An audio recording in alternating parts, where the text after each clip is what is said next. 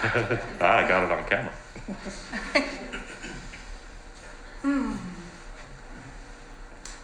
Good afternoon, everyone. I'm really grateful for a chance to share a story with you today. It's one that begins 400 and some years ago and continues still today.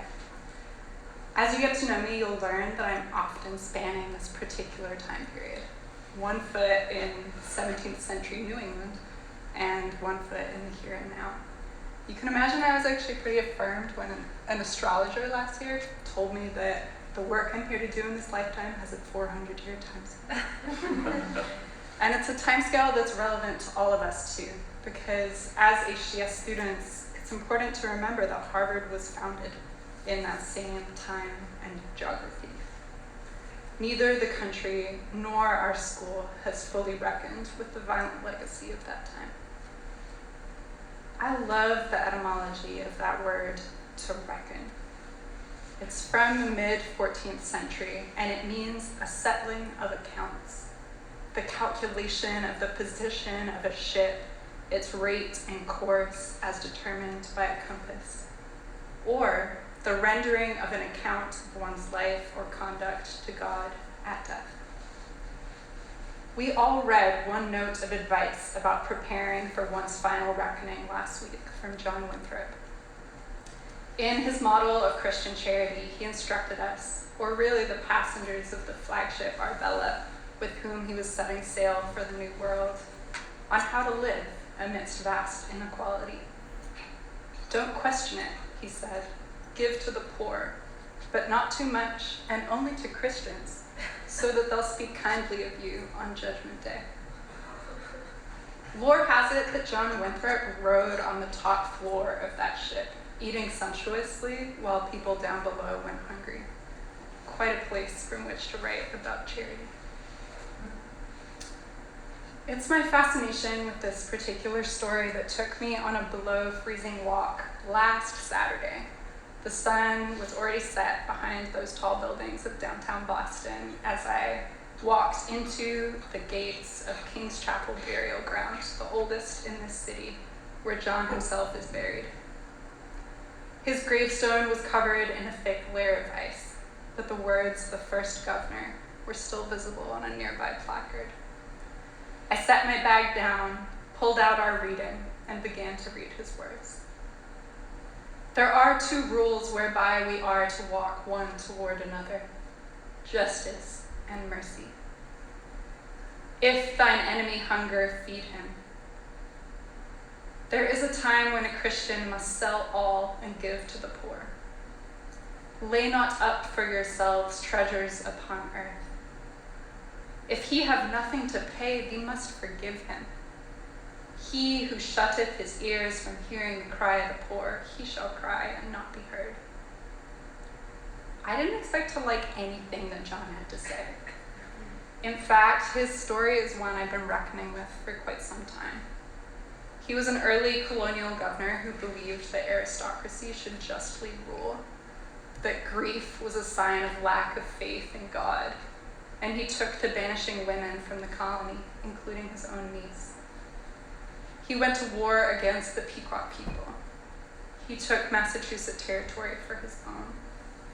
He personally enslaved both African and Indigenous people, and he wrote the first law legalizing slavery on this continent. It is said he hosted the first Thanksgiving, which was a celebratory feast after the most brutal massacre to have then occurred on Turtle Island. 700 Pequot men, women, and children burned alive. What could such a man have to say about charity? When I arrived at his grave, I said hello, and I offered some cedar to the icy ground, which is what I've been taught to do when I visit an ancestor, no matter how dastardly. For John is my 10th great uncle. His niece and daughter-in-law Elizabeth is my 9th great grandmother. Their names are penned by hand on the far left side of my great grandmother's family tree, the one I grew up with on the wall of my house.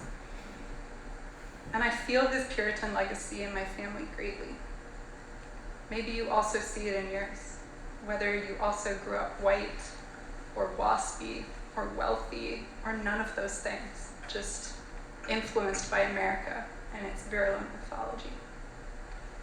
Perhaps you were also raised to accept hierarchical power or the suppression of grief or anti-blackness, anti-indigeneity, a lack of respect for the earth, for women, for queer folks, or for those who question authority. Maybe you were also raised with the supposed superiority of this nation, this shining city on a hill with all the world's eyes upon us. It's easy to want to distance ourselves from such legacies.